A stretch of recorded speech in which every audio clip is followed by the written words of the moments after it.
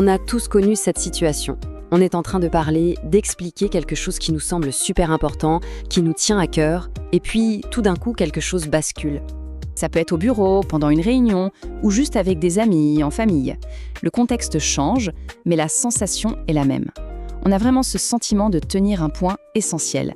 Et on a besoin que ça passe. On le voit là, du coin de l'œil, ce petit geste quasi anodin, ce regard qui s'échappe vers la fenêtre, et soudain on réalise quelque chose d'un peu douloureux. C'est la question qui tue. On se l'est tous posé, non?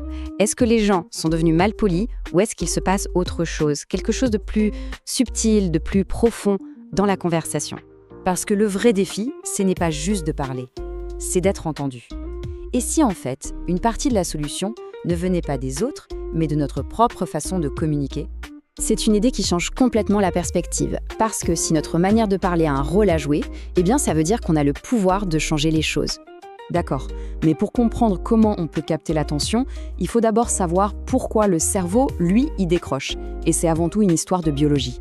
Il faut voir notre cerveau comme une machine incroyable, mais conçue pour une chose: économiser son énergie. Il est bombardé d'informations en permanence, alors il doit trier, sans arrêt. Il se demande, est-ce que ça, c'est vraiment important? C'est ça le filtre attentionnel. En fait, pour notre cerveau, c'est assez simple. C'est presque un interrupteur on-off. Soit l'information envoie un signal d'importance et hop, la concentration s'active, soit elle ne le fait pas et l'esprit part ailleurs. Tout le boulot de celui qui parle, c'est de déclencher ce fameux signal. Alors, qu'est-ce qui fait que le cerveau se met en mode off? En général, il y a 3 erreurs classiques que beaucoup de gens font sans même s'en rendre compte. Ces 3 erreurs, c'est comme tendre une perche à l'autre pour qu'il décroche. Chacune d'elles incite son cerveau à penser à autre chose, à ce qu'il va manger ce soir, à ses emails, bref, à n'importe quoi, sauf à ce qui est en train d'être dit. C'est un peu comme commencer à regarder une série sans fil rouge, sans intrigue. Si celui qui écoute ne voit pas où on veut en venir, il n'a aucune raison de rester pour le voyage. La confusion, c'est vraiment le pire ennemi de l'attention. L'attention, c'est un peu comme un muscle. On ne peut pas le solliciter en permanence sans l'épuiser.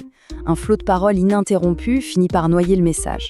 Alors que le silence a un pouvoir incroyable. Il crée de l'attente, il souligne ce qui est important. Il laisse les mots respirer. On peut dire exactement la même phrase, mais le ton, l'énergie qu'on y met, eh bien ça change radicalement la perception. L'énergie, c'est contagieux. Si on a l'air de s'ennuyer en parlant de son sujet, comment est-ce qu'on peut espérer que les autres soient captivés? Bon, assez parlé des problèmes, on a vu ce qu'il ne faut pas faire, passons maintenant aux solutions. Parce que, heureusement, il existe des outils, des techniques super efficaces pour s'assurer que le message passe ce fameux filtre attentionnel. Et ça, c'est sans doute l'outil le plus puissant de tous. Notre cerveau est câblé pour les histoires depuis la nuit des temps. Un bon récit, ça n'active pas seulement les zones du langage, mais aussi les zones sensorielles, émotionnelles. En gros, ça nous fait vivre l'information, pas juste l'entendre. Imaginez un peu cette scène, les mains qui tremblent, la voix qui se casse, on entend des petits chuchotements au fond de la classe, on ressent son malaise. Et puis, d'un coup, il se passe quelque chose. Il prend une grande respiration, il ralentit, et il sort cette phrase qui change tout. Et là, silence complet dans la salle, tout le monde écoute. La différence, elle est là. Le fait brut, la confiance en soi, c'est important, c'est une simple information. L'histoire, elle, c'est une expérience. Et devinez quoi? Le cerveau se souvient beaucoup mieux des expériences. Alors, voilà la boîte à outils. Premièrement, piquer la curiosité en posant des questions, en créant des boucles ouvertes qui donnent envie de connaître la fin. Deuxièmement, raconter des histoires. Troisièmement, projeter de la confiance. Et attention, la confiance, ça vient de la clarté, pas du volume sonore. Et enfin, utiliser son énergie pour montrer que ce qu'on dit est important. D'accord. Alors, comment on assemble tout ça? Comment on passe de la personne que les gens ignorent poliment à celle que tout le monde écoute vraiment? Cette transformation, elle est à la portée de tous. La toute première chose à bien se mettre en tête, c'est ça. Ce n'est pas un don du ciel, ce n'est pas réservé à une élite, il n'y a rien de magique là-dedans.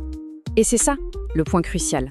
C'est ça qui est vraiment encourageant. Comme apprendre à faire du vélo, comme apprendre à cuisiner. Bien communiquer, c'est une compétence. Et ça s'apprend, ça se travaille. Ça repose sur des choses concrètes. La clarté, les histoires, l'énergie, la confiance. Quand on sent que quelqu'un sait où il va, qu'il a un but précis et qu'il est convaincu de l'importance de son message, on le sent. C'est presque magnétique. Cette clarté et cette intention attirent l'attention. La conséquence, elle est directe. Quand on offre aux autres une vraie raison d'écouter, eh bien ils le font. Pas parce qu'ils y sont obligés, mais parce qu'ils en ont envie? Voilà, c'est peut-être la question la plus importante à se poser avant de prendre la parole. Est-ce que je suis juste en train de parler ou est-ce que je donne aux autres une vraie, bonne raison d'écouter? Juste changer cette perspective